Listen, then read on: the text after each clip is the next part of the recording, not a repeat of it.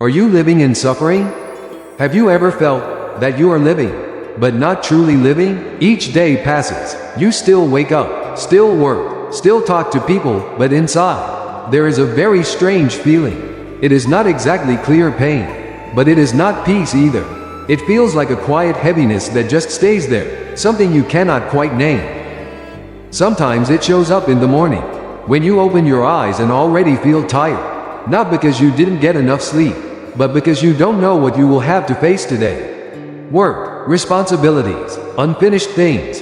Everything seems to be waiting for you. Sometimes it is when you are surrounded by many people, yet you still feel alone. You smile, you talk, you seem fine, but only you know that inside, you are not really fine. Sometimes it is at night, when everything becomes quiet, and you finally begin to hear yourself clearly. A little emptiness, a little worry, a little regret, and sometimes, just a very gentle question. Why am I living like this? You may not call this suffering.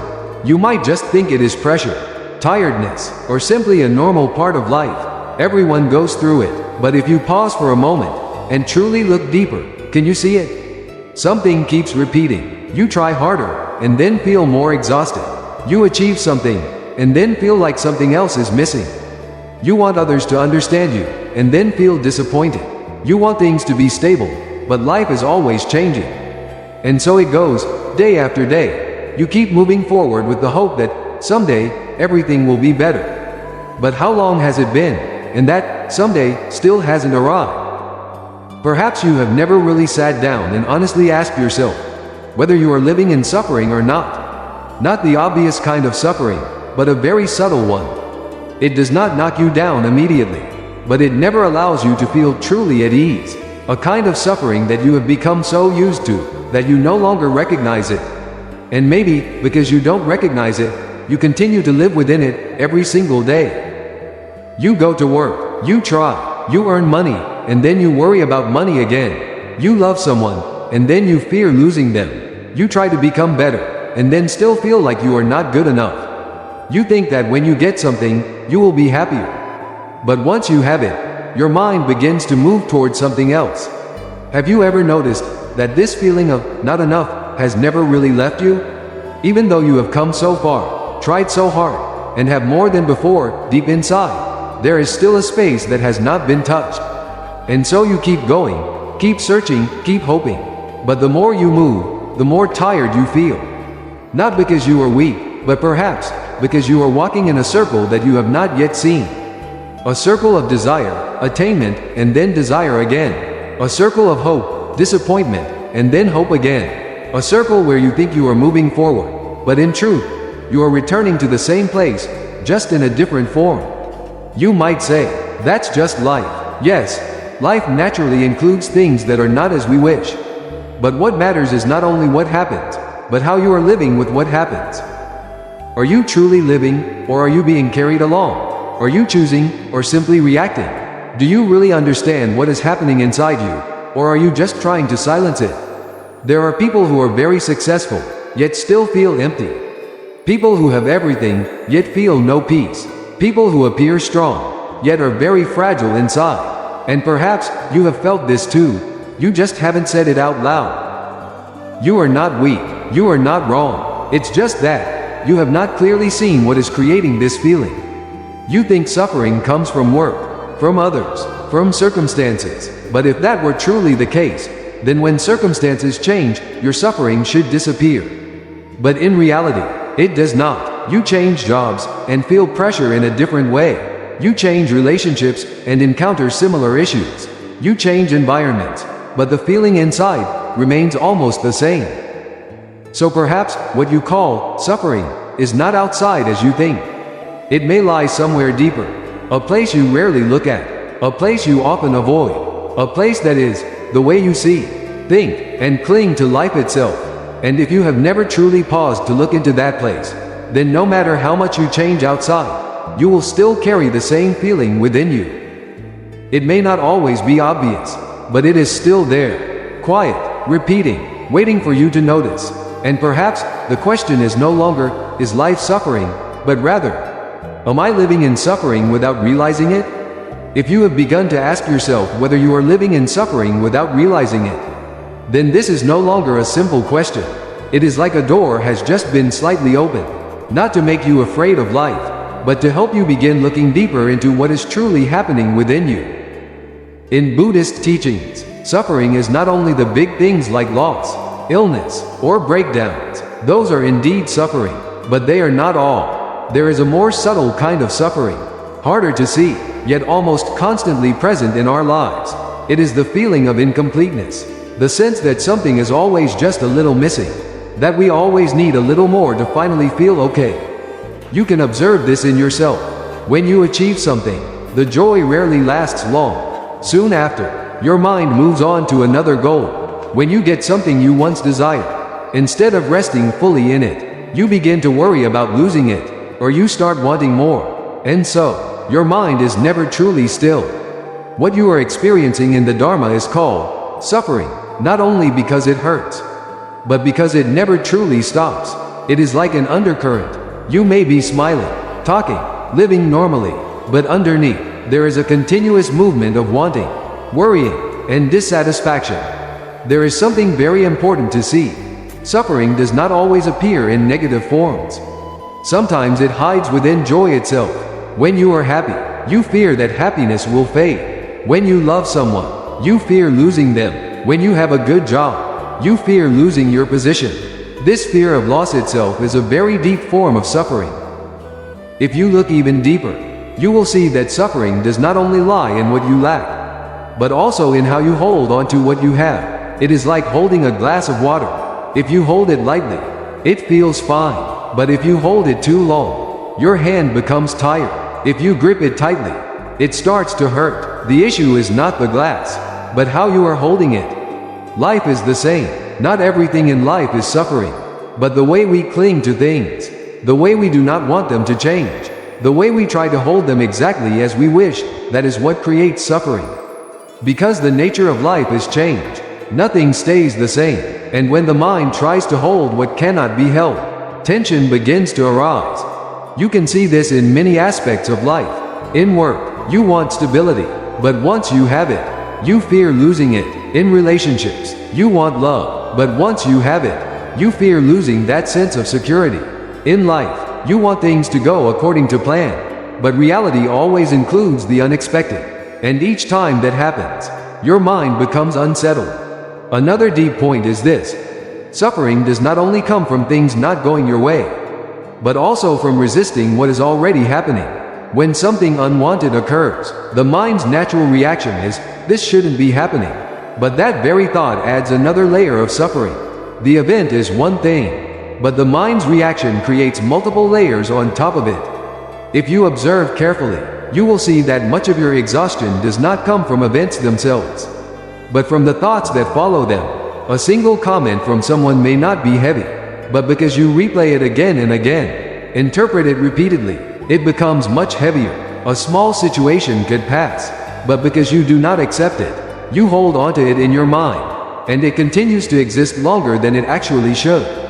In the Dharma, there is a very simple yet profound insight. Everything is impermanent. Emotions come and go, thoughts come and go, circumstances are constantly changing, but because we try to hold on to what is pleasant and push away what is unpleasant, the mind remains in tension.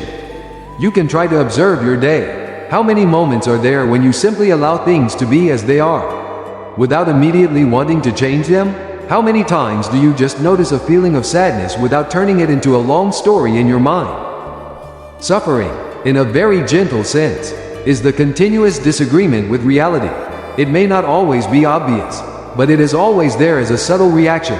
It should be different. And when the mind is constantly in that state, it never truly rests. You may ask, does that mean we should have no desires? Not at all. Desire is natural. The issue is not whether desire exists, but whether you are being carried away by it. You can work, love, build your life, without placing your entire peace on the outcome.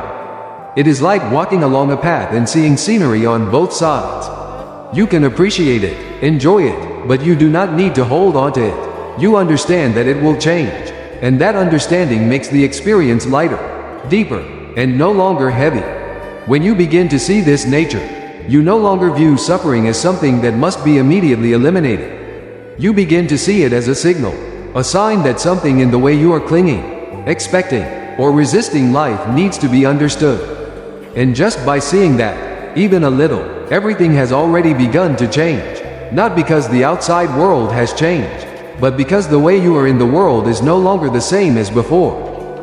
When you begin to see that suffering does not only come from outside but also from how you cling and react within, the natural next step is not to immediately try to change everything, but to gently return and observe yourself, not to judge, not to fix, but simply to see more clearly what is happening in each moment of your mind. Try to recall a recent day, perhaps a very ordinary one. You wake up, you work, you meet someone, you handle a few small things.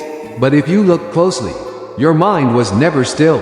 At times it worried, at times it expected, at times it felt irritated, at times it drifted back to old memories.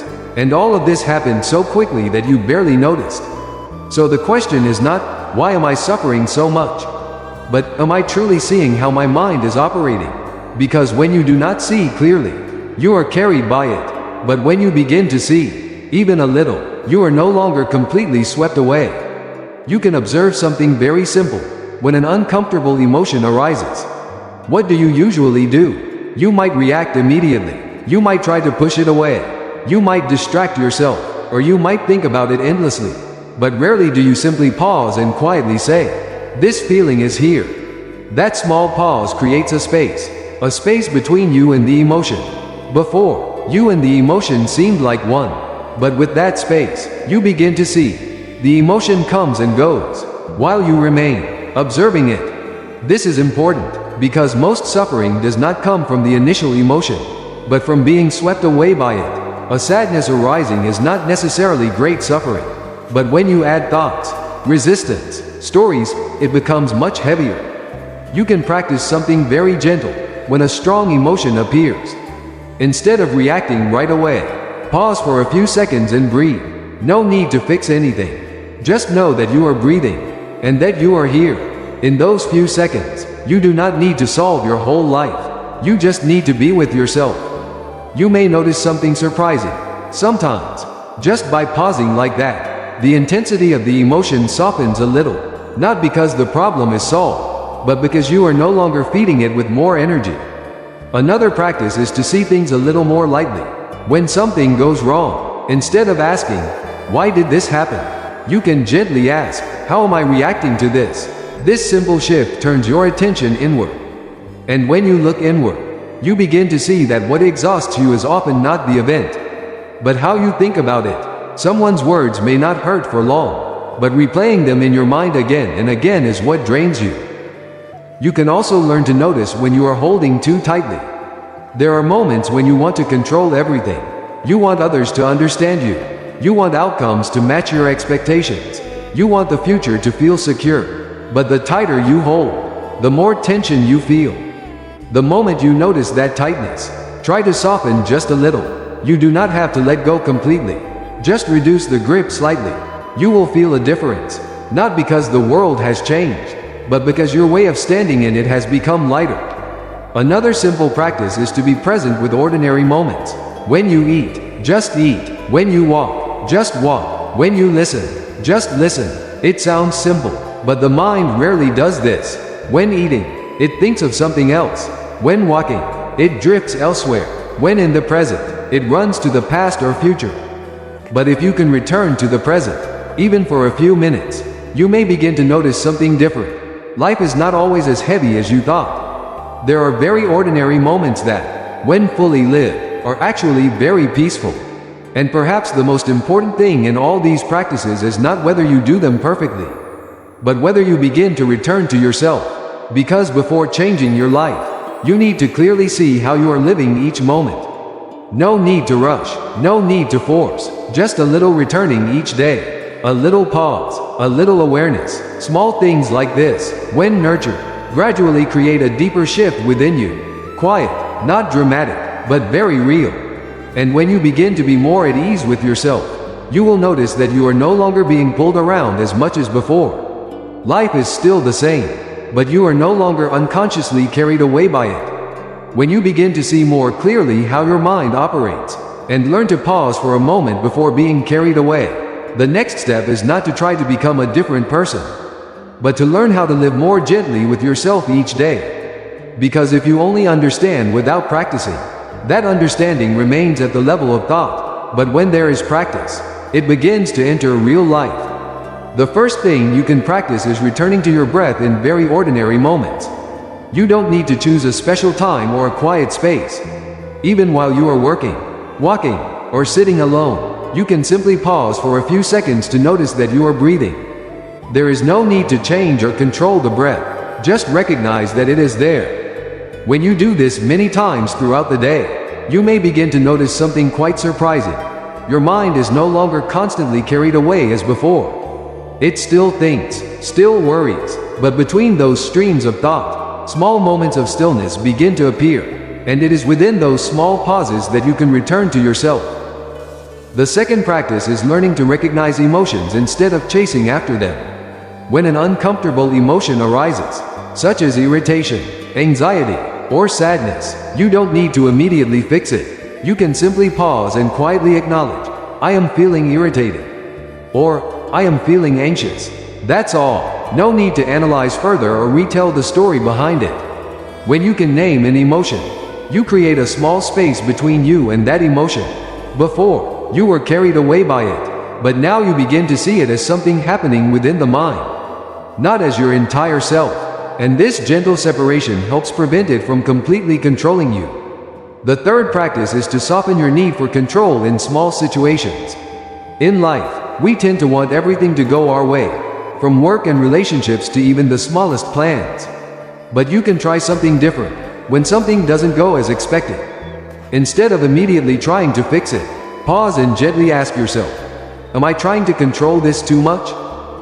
This question is not meant to make you give up responsibility, but to help you see the tension within yourself. Because often, what exhausts you is not the problem itself, but the way you are trying to force it to change right away. When you see that, you can soften a little, and things often begin to feel more spacious. Another important practice is learning to stay with ordinary moments without needing to fill them. When you eat, just eat. When you walk, just walk. When you sit, just sit. It sounds simple, but the human mind finds this very difficult. It always wants to think about something else, to run toward the past or the future. But if you patiently return to the present, you will begin to notice something very deep. Life is not always as heavy as you think. There are many light moments, but because your mind is not present, you don't see them. When you are present, even very ordinary things become clearer and more peaceful. You can also practice observing how you react to others. When someone says something that makes you uncomfortable, instead of reacting immediately, pause for a moment. Look at what is happening inside you. It may be pride, fear of being misunderstood, or a desire to be acknowledged. When you see that clearly, you no longer react unconsciously as before. You can still respond and communicate, but inside there is less tension. Gradually, your relationships also become lighter, because you are no longer placing so much pressure on others to make you feel okay. Another important thing is learning not to be too harsh with yourself. There will be times when you forget to practice, times when you are still carried away by emotions, times when you react as you used to. That is completely normal. The point is not how many times you get it right, but whether you return after each time you get lost. You do not need to become a perfect person to find peace. You only need enough patience to see yourself each time you are carried away. And each time you return, you are training your mind in something very important, the ability to come back. When you practice these things consistently, you will begin to notice a very natural shift. It is not that life no longer has problems, but that you are no longer pulled so far away by them. In the midst of life's changes, small spaces of stillness begin to appear within you.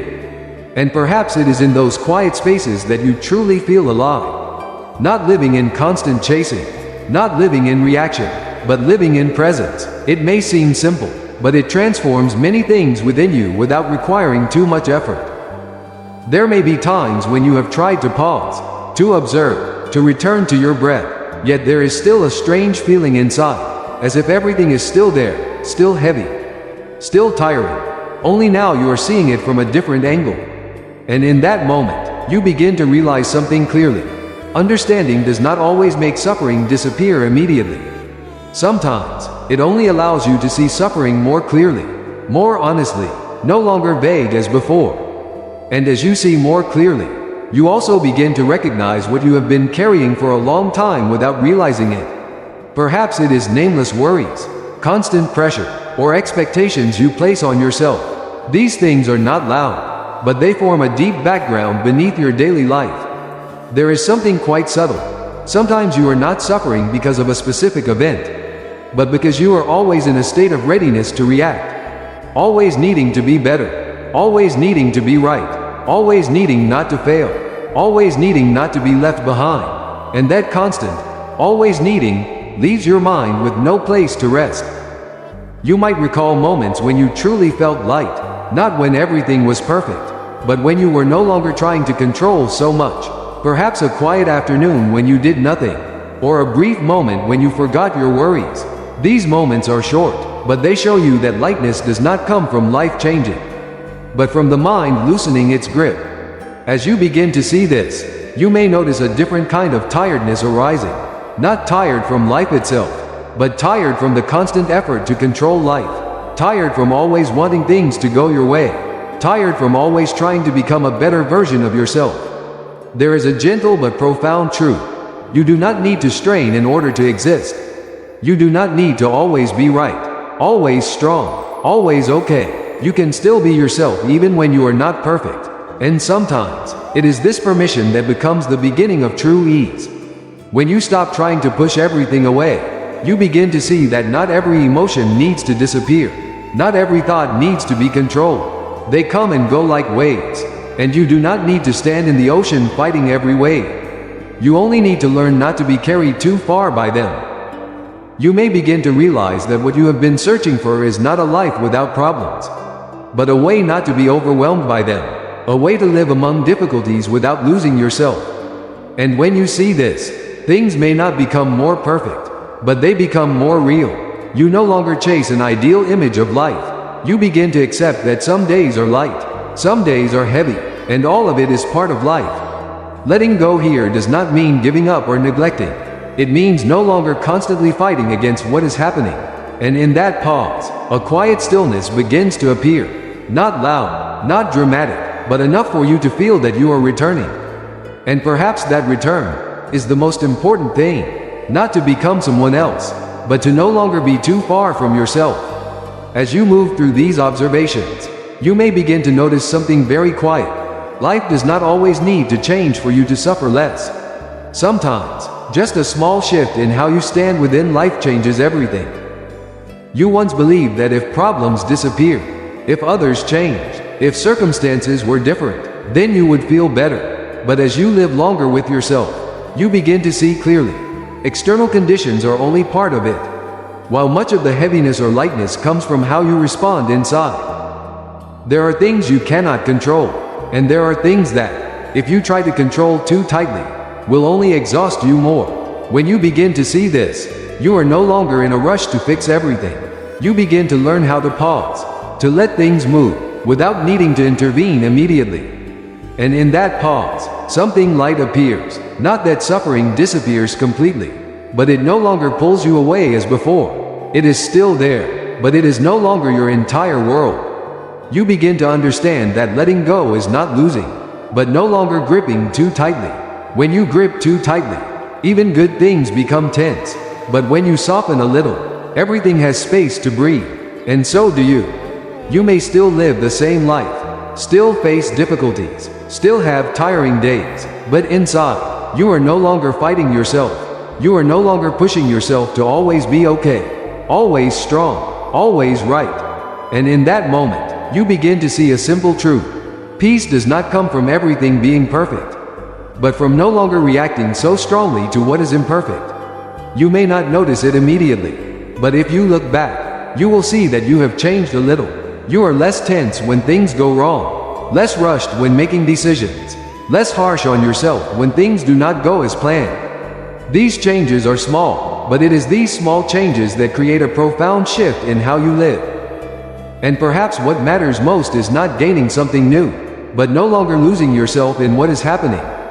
Sometimes, you only need to pause, take a slow breath, and realize, you are here, right now. No need to go anywhere else. No need to become someone else.